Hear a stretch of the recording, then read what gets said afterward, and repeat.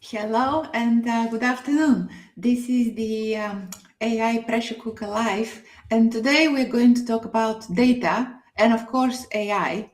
What had happened is that all of a sudden our relationship to data had changed because now data is more instantly available, analysis comes at a lightning speed, and companies, of course, had rushed a lot to automate many of the processes and instances. But in this very dynamic environment, also what is happening is that this pursuit of combining AI with data had exposed, especially in high risk industries like fintech, insurance, also healthcare, new pressure points. So today, for the AI pressure cooker, I have a special guest, Rebecca Wiborg Seyfarth, who is the head of data and insights and VIPS Mobile Pay. So, Rebecca, welcome.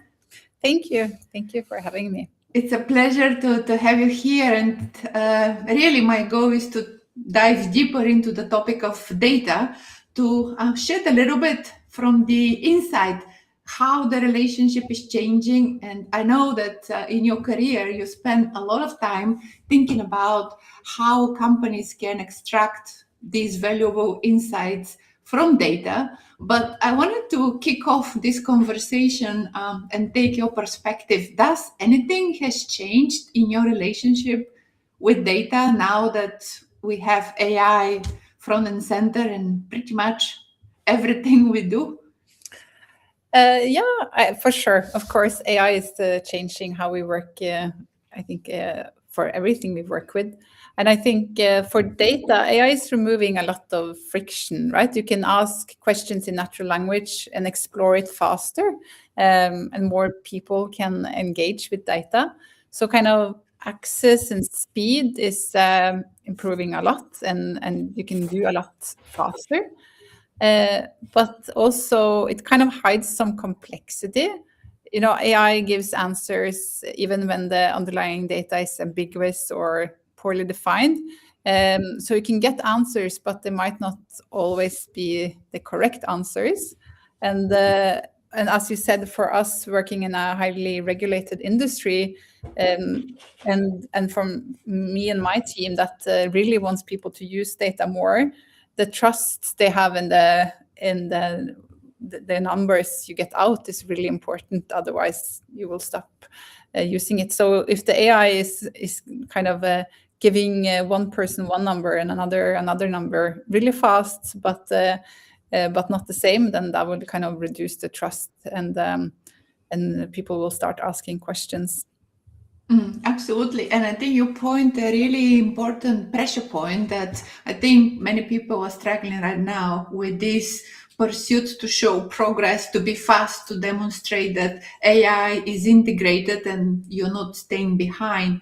But I also believe that speed by itself is potentially exposing a deeper problem. And I wonder, from your experience, where do you see the first instance of this pressure and the delicate relationship between AI and data? Is it with leadership?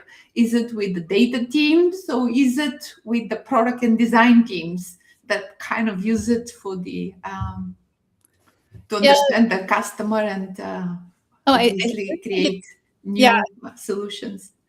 So for just kind of to give some background before I answer that. So in VIPS Mobile Pay, where I work, which is a payment app, data and insights is like an enabling function, meaning we kind of enable the organization to work with data. And we have a data platform, and then we also help everyone make data to use it in their work, basically. So for us with AI before, and we can't be 100 people, right? We are quite just a few people, and it's kind of a strategic angle to make people find the data they need themselves, so self-serve basically. And AI is just kind of dramatically shifted that part. Before we would need people to learn how to run SQL queries, but now they can really use AI tools to find data in natural language. But then, as the kind of pressure you asked about is also what I mentioned initially, is on this, then the trust in that data and the trust in the results they get back, because if the kind of the AI is still only as good as kind of the underlying data it relies on, because you can have really powerful models that can do a lot of stuff, but if you have then lots of data sets scattered and the relationship between them is like not clear at all, and it's ambiguous, and there's columns that are have abbreviations that just confuses it totally, then it just start hallucinating or give not the right results, basically. And then they will go back to the methods they had before, which was to ask a data analyst to extract some numbers for them. So kind of that's where the pressure comes in, right? The data foundation need to be in place so that the AI can understand it, and then you can really move at speed. But if the AI, the data foundation is really poor, then AI also will struggle, just like humans. And what is your take? You spoke a lot about this aspect of accuracy and access to data, but I'm wondering, what about this notion, which is very important, of being actionable, and also the cost? Because we rarely talk about the cost of data. And I wonder, how do you kind of balance these four components: access, accuracy, but then actionable, and obviously the cost? It's a very complex combo of almost competing requirements that, as a head of data, you have to think about. Yes, yeah. For access, of course, we have and yeah, it's on access. You want you need it to be not so difficult that people just get tired of the access control. Is just so many steps and hoops to get through in order to get access to the data. But of course, then there's lots of requirements. We have personal data in about our users, and for sure, not everyone can have access to that, right? So you need to find some balance, and for that, we have a great risk and compliance team that we kind of spar on these things. So we make sure we are compliant and follow GDPR requirements and so forth. And then you asked about actionable, and again, to me, that's a big topic you can talk about, right? But again, it needs for something to be actionable. So on a data ladder, if you will, or you can say kind of you can have data in different we have different product teams that all produce data. So kind of in phase 0, they all produce data, and it's scattered in all of their different databases. And in order to do something with data, you would have to go around and collect it yourself, basically. And then the next step is then to kind of gather it in one place, central place, so a data platform. And then data would be kind of discoverable. It would at least be there, so it's kind of possible to access it and to combine it. But then kind of to make it actionable, it also needs to be kind of well documented, understandable for a human and also an AI. So it's kind of so you wouldn't need all this domain knowledge about all these different data sets just kind of dumped into your platform. So to me, actionable is really about going from like really raw data scattered to like a common data layer to like a well-documented data model that makes sense, that is that fits your domain, and where people can go in, find the data they're looking for, and take the action they want to from it. So to really use it in product development or whatever they are there or looking for to use it for. Then you had a question on cost. And for us, at least, that's more kind of paying attention to cost. Of course, it's monitoring it monthly or quarterly, but it's not like data storage is not a big cost. It's more the compute, and at least for now, it's scaling fine with usage, and it's not a huge. It's not something we're being pushed on a lot. It's more we need to keep control over it, and especially now with kind of using a lot of these kind of AI agents to analyze it within Databricks, but it's still very manageable. But yeah. I was actually thinking when you were describing these different layers that actually, despite our experience in the last, 10 years in digital transformation, trying to be more data savvy and educate about the insights and how to use data, etc., it still seems to me that there is a gap between we have data and then we can act on it. And I wonder, it's been a really long time for companies operating in this space, and I would have imagined that by now the gap would be pretty insignificant, only to find out that actually it's still a lot. So why is this disparity? What do you think is the reason? The reason that it's still kind of difficult to get to the reason that it's difficult to get to actionable data. I do think a lot of companies are there though, but it's still, I guess, at least the way often then I see it, or the way you do data modeling, it does require, it's still maybe not so influenced by AI. Maybe someone that's listening in have different opinion, but when you kind of want to create a data model that makes sense for your domain, for your industry, there's still kind of it's a combination of writing code, but also a kind of a deep understanding of the domain you're in. And we are, at least in Vipps Mobile Pay, looking into how to do this more effectively with AI.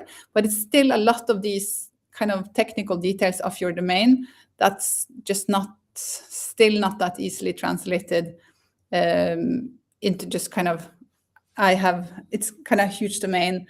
How do I logically and model that in a way that makes sense?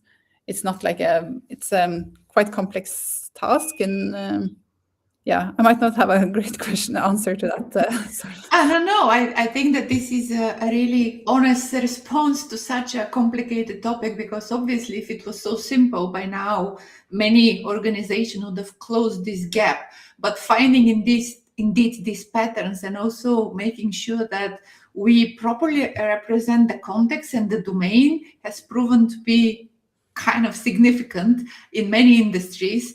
And I wonder to what extent it is difficult, and actually you had to adapt how you think about data now that it's not mainly people working with data, but you have AI.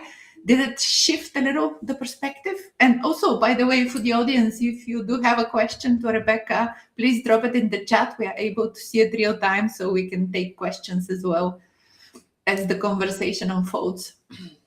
So if the way we work with data has changed with AI, or how do you make it understandable? First of all, we had to make data accessible to humans, and in the last 10 years or so, we kind of put a lot of effort there. But now, equally, in addition to humans, we have AI and agents, and it's a whole other paradigm of complexity that it comes with it. So does it change a little your approach? Yeah, a little. So as I said, so one of the things we did, because we have a tool in Databricks called Genie, which is like an AI that can interpret your data, and people can then write to it as they do with any other agent. But then we, as I said, it got confused when the underlying data was not easy to interpret, ambiguous relationships and so forth.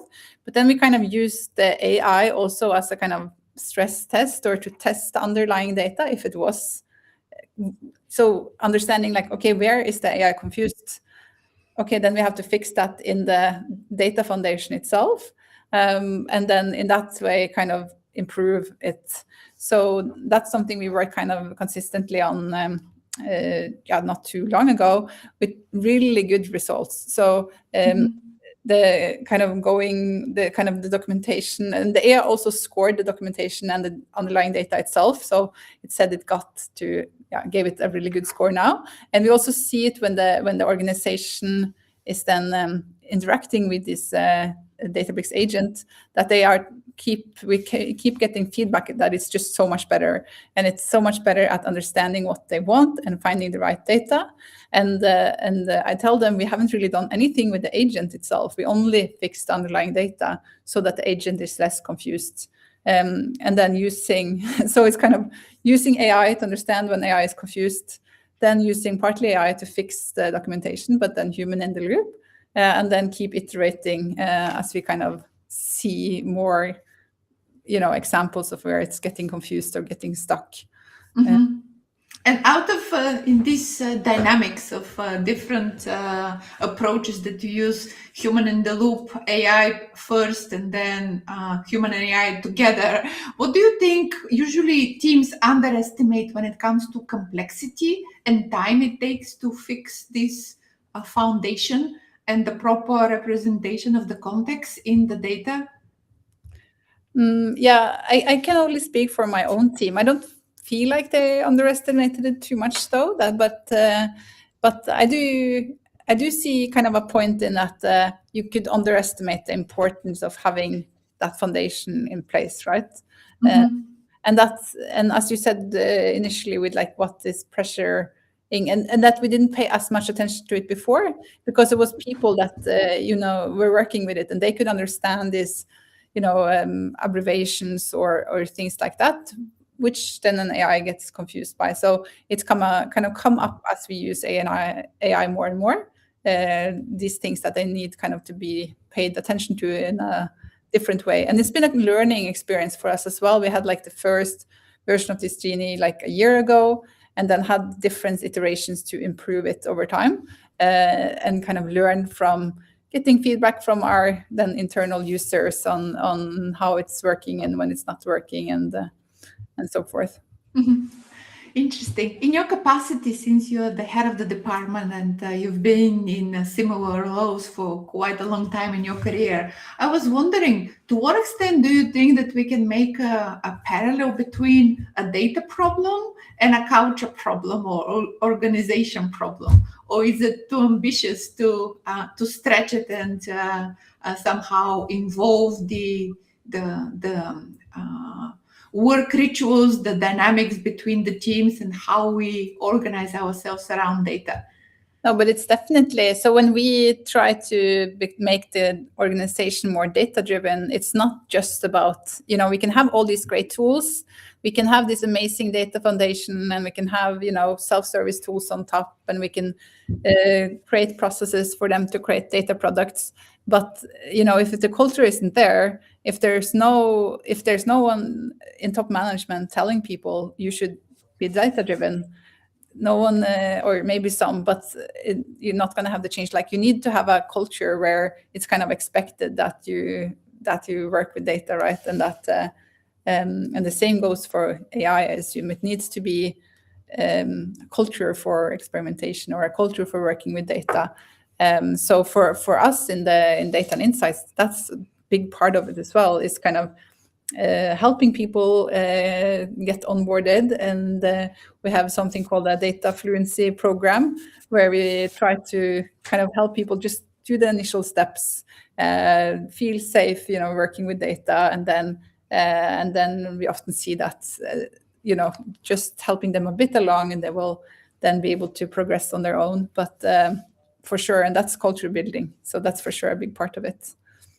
That's an interesting perspective. And in this program, what did surprise you the most by interacting with different teams and helping them elevate this data literacy and now AI literacy? Is this something that stood out for you? I guess it's just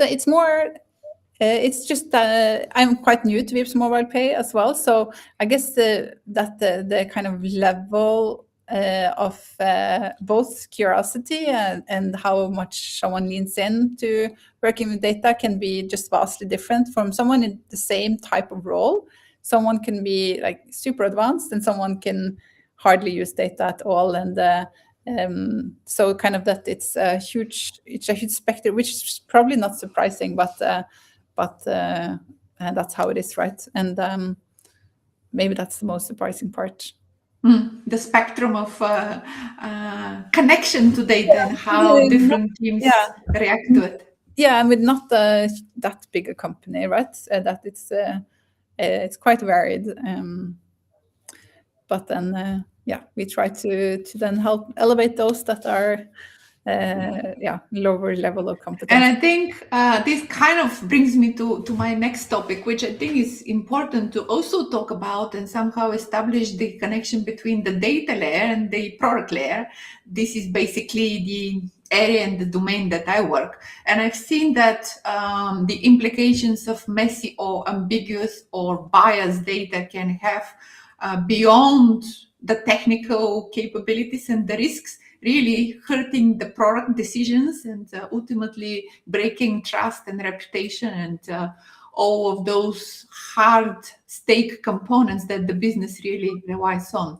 And I wanted to ask you, what is the one thing that, in your opinion, product and design teams are kind of guilty in the sense that we often misread data? So what is our one big mistake that we all kind of fall into?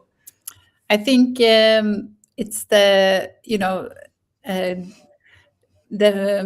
ability to have a great idea and then look at data and say, I was wrong. That's really hard to do. And I think if you can say that you've done that at least once, then I think you can maybe say you're truly data-driven as well. So it's really, it's like a statistics joke, if you torture the data long enough, they will confess. So meaning that you can really get the data to tell you anything you want. So kind of, it's one thing to work with data, but it's another thing to use it kind of effectively and how to really push product development to build the best products, right? Because I think it's a lot of people might look at data, but maybe more to confirm their hypothesis than to debunk them, basically. So it's easy to say, I thought this was true, then I looked at this data, and turns out I was right.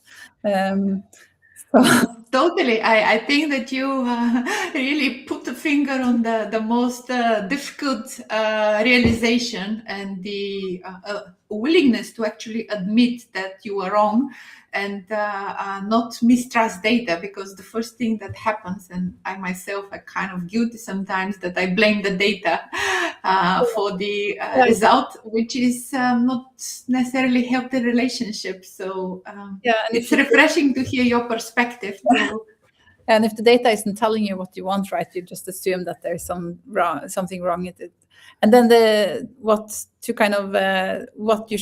then should do is to be, before you run an experiment, for instance, you should define yourself, what is the metrics I'm looking at? How long will I run the experiment? And then stay true to that, Don't change it over time if you don't like the metrics, because you want it to give you a different result. So This also brings another point that I see a lot right now with many teams trying to ship so fast. There is this aspect of oscillation, basically shifting prototypes, shifting positioning so rapidly that you end up in the chaos, meaning that you cannot really derive any meaningful insight even from the experiments that you run. So your point on staying true to the metrics, I think, is really important, because even if you launch something that is wrong for the market, at least you would have validated and had a real data point to learn from, as opposed to staying in a chaotic kind of pool of data that means nothing, and you can't really turn it into useful learning insight. Yeah, and you can have 3 types of learning, right? You can learn that this product didn't work at all. You can learn that this kind of feature didn't change anything, or it can have like a very positive. So, and all of that is learning. It might not be the learning you were hoping for, but you learned something. And is there any other risks that you think are important for product and design teams to keep in mind when they work with data? Apart from having to really be disciplined, any other risks that were easily overlooked with the speed specifically with which everything reaches the market these days? maybe not so much about speed, and it's maybe a bit on the same, but there was someone that talked to me about recently that data can also be like a very convincing thing. So it can be that can kind of be misused in discussions, right? That it's so again, it's about, you know, what data are you looking at? But there was one person talking to me about you know, that you can you know, if you have a perspective and you can say, I looked at, you know, I have this data to back me up, and that argument can be so hard to kind of contradict or to argue against, to kind of kill oral discussion.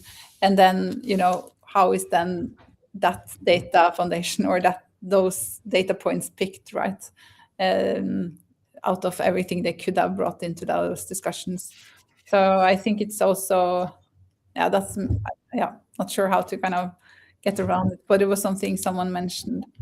And on the speed of things, I guess it's then you need to have a good processes around how you release and actually have a, if you want to release lots of stuff, you need to then have the setup to run multiple experiments, and there's lots of tools that will enable you to do that in a way that you can actually then track the things individually. And as a data expert, I know that my next question may sound a little weird, but in what instances you actually wouldn't trust data and you still would go ahead with an important product decision just because you see the signals in the market, but you don't have the time to wait for the so-called clean data to prove it? That's a good question, but I would rather say maybe that there are, guess, some situations where you just don't have the data, and you need to go ahead anyway. And it is of course, maybe I shouldn't say, but of course there are situations where you can't, like, the data can't tell you everything, because it's all you know, up front. If you're going to release something into the market, you can do lots of market research and you can gather data on this and that, but you don't really know how something is going to perform until you test it, right? So I guess it's always a balancing act, and I guess not trusting the data. Yeah. Again, it's maybe if you have really skewed data or biased data, or you know, data that's not telling you the full picture. If you know that up front, then you should probably not trust it. At least keep that in mind, that you know, I can look at this as a directional thing, but I can't put my full faith in it because I don't see everything. And I think also with what we've seen with conversational models, with like ChatGPT entering the market and everything, I wonder how much of those product decisions were actually data-driven, and how much they kind of, to your point, had to balance these early signals with some user testing and validation before the full rollout, because I think that no matter what kind of data they had, the initial adoption and the fast tip with which everything unfolded, probably no data would have predicted such a uptake. And they often say, like, this is a way bigger topic, but like for economic crisis, you know, breakdown, like it's for those kind of things, it's so, you have so few examples and they have all had different reasons, and it's so complex. So it's like almost some things are just hard to predict, and because there's just so much noise, and what should you include? It's not an easy task. I see we have a comment in the chat talking about balancing between how much humans should be in control and how much we actually leave AI to lead. And I wonder, in what circumstances, and perhaps thinking about these high trust industries, you'd say that AI, actually you wouldn't use AI for the processing of data. Does anything come to mind where you'd say AI is actually going to hurt as opposed to help? Maybe not hurt, but we do regulatory reporting, and that needs to to like financial authorities in both Norway and Denmark and the other countries we operate in. And for those, I wouldn't just have an AI agent randomly fill those out and send it to the authorities, because if those numbers are wrong, we could be shut down. So for things that are needs to have this extreme accuracy level, I wouldn't trust those it yet, at least. And of course, we do now have more automation of them, and we do use AI in the development, but for sure there needs to be a human in the loop. And I think for those things, there's a spectrum. We also have this behavioral data in Vipps for like how people used our application and so forth. And I think for some of the things there, it's less of a problem with accuracy. It's more understanding like on an overall user behavior. So then both kind of the requirements for data quality and is lower, and also for you can use AI more at scale. It's not as important that it's not 100%. You're more looking for that signal and a trend than it needing to be 100%. And I also think that by actually reflecting on what you just said, perhaps it is a due time for us to increase our data vocabulary so that we become a bit more nuanced of what we call data, what we call insights, because right now we kind of mislabel things, but I believe going forward it's going to hurt and it's going to confuse our colleagues, our partners, even poor users on the other side, when we just throw a generic term of what data is and how we represent it. And I think that back to your point of the data literacy, perhaps we also own it to the community to raise awareness of the dangers of such a misrepresentation and what is at stake. Yeah, for sure. And do you have any ideas or suggestions of what would be a really good or important word that should begin to belong within the data vocabulary that we need to start using? Within that it's not there currently. Or not very commonly used, that perhaps has a new urgent important place, to hold? Yeah, I'm a big fan of data modeling and these different kind of, I'm going to go full nerd, but like how you do data modeling is one of my, things I love to talk about. And I talked about it a bit before, but how you kind of go from to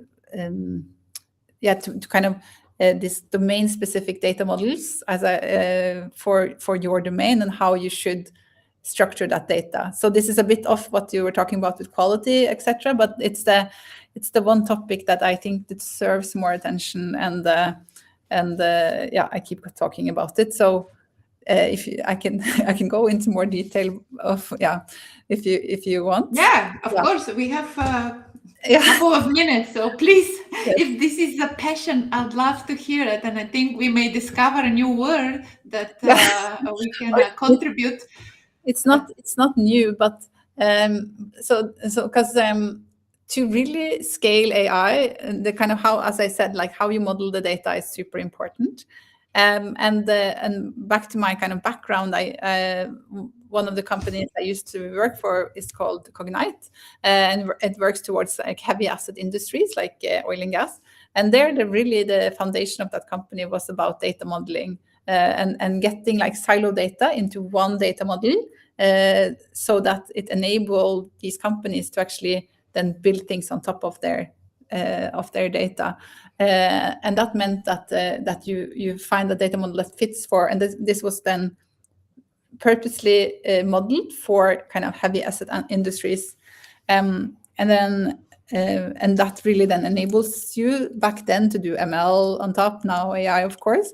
And then I did similar things when I joined a startup called Volure, which was towards the meat industry. And then we created like a specific data model for meat processing. And how does that work? You have your meat coming in, you have the factory, and how does all of these things connect? And then, because then if you have that data model, then you can build models on top of it, AI models, And if you want to do this for kind of multiple customers, you can kind of rebuild the AI model for all of them. But if you kind of fit them into one data model, the AI model on top knows how the data is structured and can really scale. And then similarly for Vipps Mobile Pay, we then have a payment-specific data model, which then makes everyone know, they know how it's modeled and it's specific for our domain. It makes sense for our domain. And I think, yeah, that's the foundation for. And what would be the biggest business advantage that such a foundation model would give an organization? I'm thinking perhaps some of the participants in the audience may not have it. So I'd like to encourage them to actually invest and take this topic seriously. So what would you say is the biggest advantage that this would unlock for them? It goes back to what we talked about, though, but to making data actionable from the discoverable part. And as I also talked about a bit before, you can have all these. For us in Vipps Mobile Pay, we have different product teams producing different kinds of data. You have like the payment teams coming with transaction data. Then you might have something on usage on these different products, and they all are scattered, right? And then you could just dump them into the data warehouse or the data platform. But then to then enable everyone at Vipps Mobile Pay to work with that data and find what they are looking for, it needs to make sense logically how the data is connected. And that's the data modeling part. It's not just about cleaning the data and getting off nulls and making good documentation and description. It's about that as well. But it's also making sure it's modeled and connected in a way that makes sense both to humans and then AI. So to me, data modeling is really what enables actionable insights, as you were talking about before. So it's that foundation. Yeah. And that's really amazing. I could visualize it in my head as you were talking about all of these intricate connections and the metrics and how one thing connects to another in order to provide a more holistic picture of the business. So indeed, the decision could be made. And I would even wonder how a business can survive and still remain competitive if this does not exist. And would you say that this is potentially the highest risk that the company in this age with AI and data could encounter if they don't have such a strong foundation model? I kind of would assume they have it to some extent. Maybe they're not thinking about it along the concepts that some of us that are a bit like went very deep into it at some point do. But I think to some extent, people, all companies that use their data at scale probably have some kind of foundation model there, because otherwise it will be very difficult to do anything. But of course, I haven't been at every company, but at some level they probably do. And do you have like a big wish for your profession, for the industry, specifically when it comes to this relationship with data? How should we go forward in a more meaningful and more conscious way in our relationship with data in general? No, that's a good question. I think it's a bit about what we said with the